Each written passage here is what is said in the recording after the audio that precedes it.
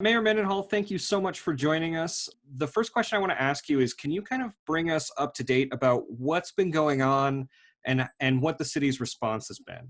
Yes, there have been at least dozens of protests almost daily, probably to the large extent 7 days a week over the last several weeks since the murder of George Floyd. And we have seen people come out to protest who maybe I think many have not protested before, that they have been inspired to stand with our neighbors in our communities who are demanding change. And at the tip of the spear of change is police reform, police policies, and police culture. But I'm grateful that the dialogue is also recognizing all of the other systems, and many of which fall under the city's ability to affect change, from housing access and transportation access, economic stability for individuals and families, education, access to fresh food. There almost isn't a system that we could talk about that doesn't have some underlying flaws or very explicit outlying inaccess for portions of our community, particularly people of color.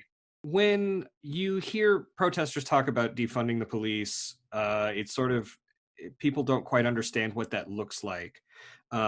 What do you hear when they say that, and what do you think that means from a policy standpoint from the city, moving forward? We've had really articulate people come to give the public comment, and in my 7 years or so in City Hall, I've sat through hundreds, maybe thousands of public hearings. Um, I've been very impressed with the stories and the communication by the people who've been speaking their voice in the last few weeks about this. The 30 million, although there's always a request to invest more in social programs and affordable housing and transit access, there's also some requests for us to fund more of things that we don't fund at all, like teacher salaries and schools.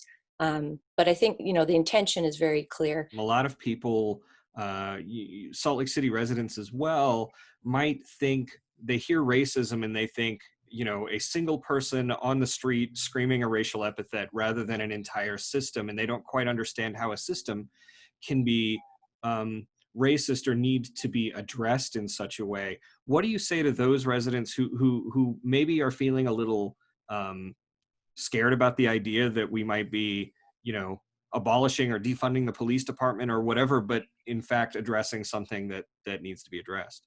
Yeah, this is an awkward conversation for many people, which I think is why the United States has avoided this conversation for centuries. And for people with white people like myself who have privileges that we don't even recognize by the color of our skin, this whole conversation is an opportunity, and I would express a mandate for us to listen, for us to listen to what's being said and consider that the lens through which we have seen this country and opportunity and the potential of any human being may be intrinsically flawed, that the systems that serve us, that are supposed to serve all Americans, were not built to serve all Americans equally. And particularly for Black and Indigenous people of color, the access to opportunity across the systems, which we've already named several of them, is significantly less. Here in Utah, we can look at the gender pay gap, for example, where Utah often ranks the lowest or next to lowest for women's pay for the very same job compared to their male counterparts. But if you are a Black or Indigenous woman of color, your pay is significantly less than a white woman, even in that category. So we have local data across the board, whether it's graduation rates, it's economic access, it's opportunity to gain capital to start a business, crime rates in neighborhoods.